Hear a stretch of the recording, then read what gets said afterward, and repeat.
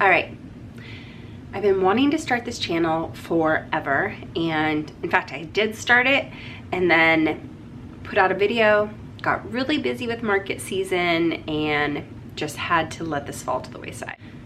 But now it's January, it's a new year, and I'm gonna do it. My goal is to put out one video a week, focusing on, I think, just an extension of my Instagram, which is _sawdust&soul. If you don't follow me over there, I will also put it right below. I was trying to figure out how to come back to this channel, or even how I wanted to do it, because I don't know, I'm so anti-niche. I feel like I'm getting trapped in a box when I am told to just focus on one specific area. This channel is for all of you who are multi-dimensional creatives and humans with a lot of different things going on. So I'm Amanda Whitworth. I am an artist, I'm a furniture flipper, a DIYer, and I am just a human being. For today, I just want to kind of show you where I work and what I do, and I am going to show you the real behind the scenes footage of the hot mess that is my workspace, which is just my garage that's attached to where I live. Let's get into it. Before we do, make sure that you subscribe if you want to be updated regularly. Hit the bell if you want to be notified whenever there's a new video, and don't forget to like the post. I think I covered it all. I think that's what all the cool YouTubers say. Today, I'm gonna organize and I'm gonna clean. I'm gonna finish up an art piece, a custom art piece. I'm going to get all of these mountain round landscape pieces that I just finished packaged up and ready for some markets. I'm gonna work on a custom furniture piece, hopefully gonna finish it today, and clean a little bit. I think we're gonna start off by organizing and cleaning so I can get my head straight.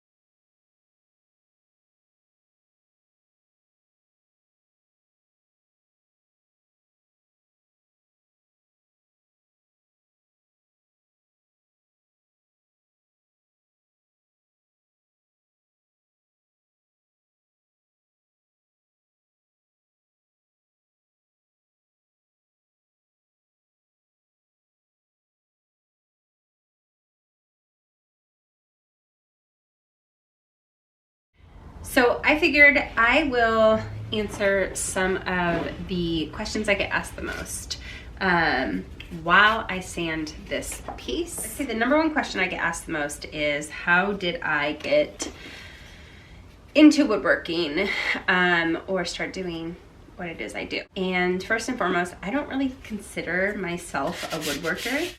Although I work with wood, I don't know. I don't know a lot of the technical aspects of woodworking. What I do is very intuitive. Short of the long is that I really started doing my art or woodworking DIY when I lived in Oregon and lived in a house with my ex-husband, and I wanted to start doing DIY projects around the house.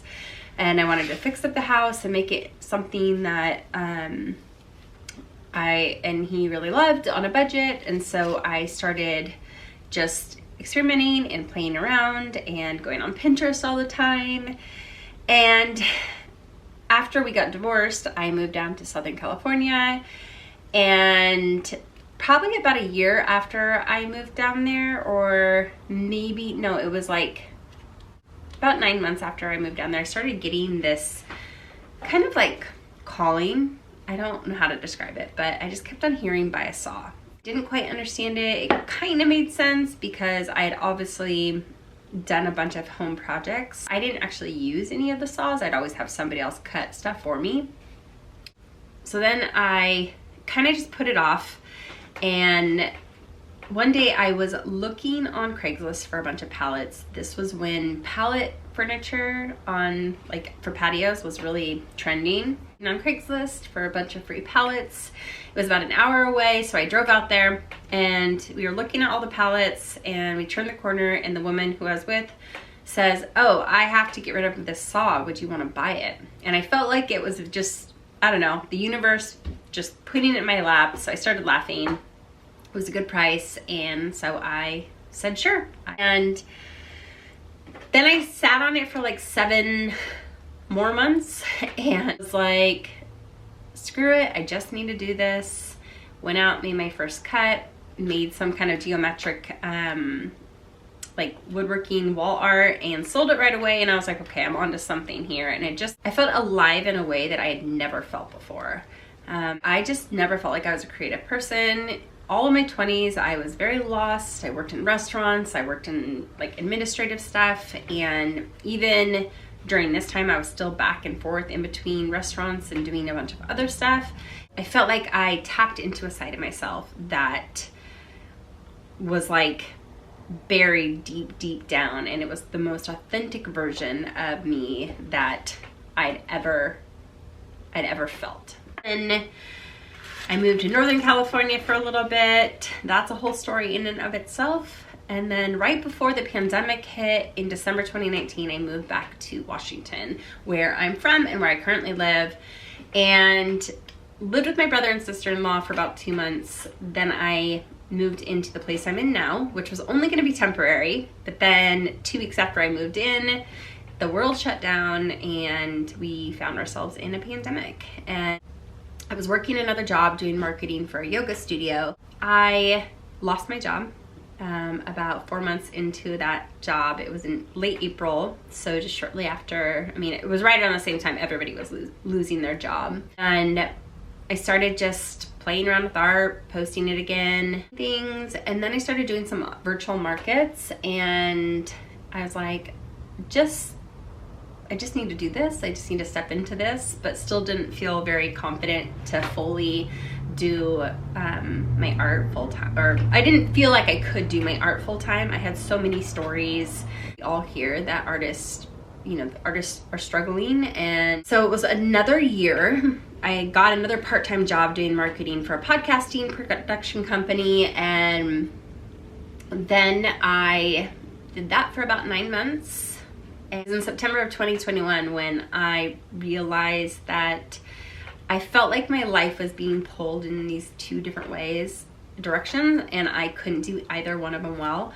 And I kind of had to just jump off the cliff. What I wanted to be doing all the time was out here working, and I felt like I had enough momentum and enough people interested in what I was doing that I either had to just try it and fail and then get another job, or try it and succeed and do whatever I can.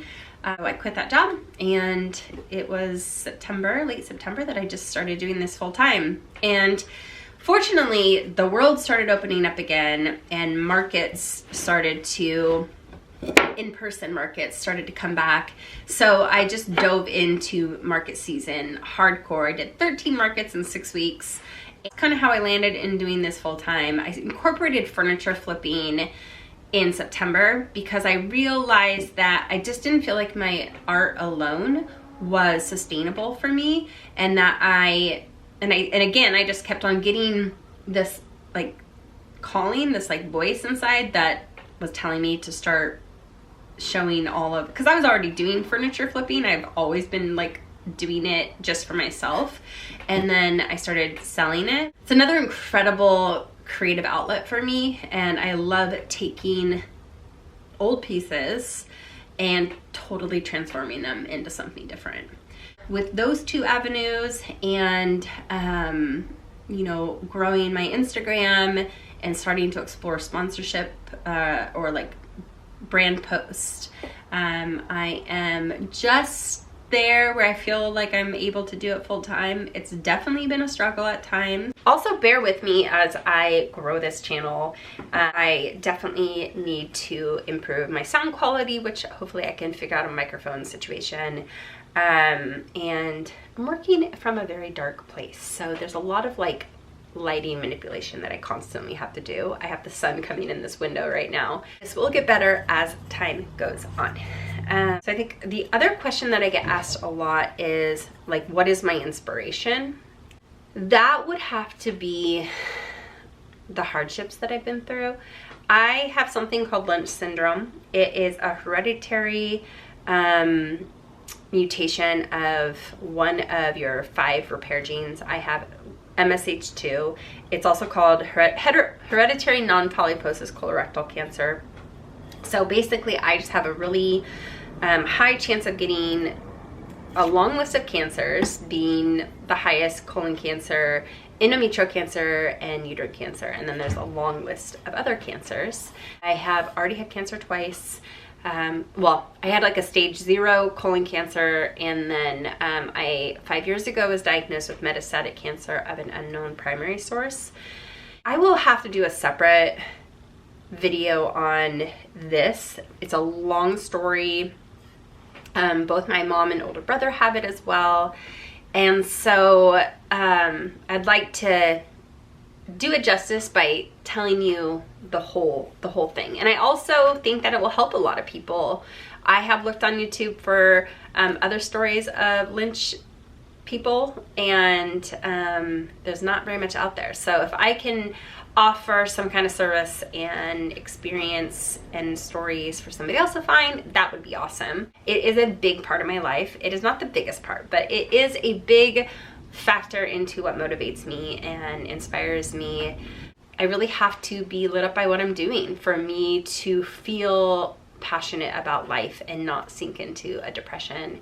And I just felt like my life's purpose is a couple different things. It's to create really beautiful things and to kind of teach and show people that it's possible.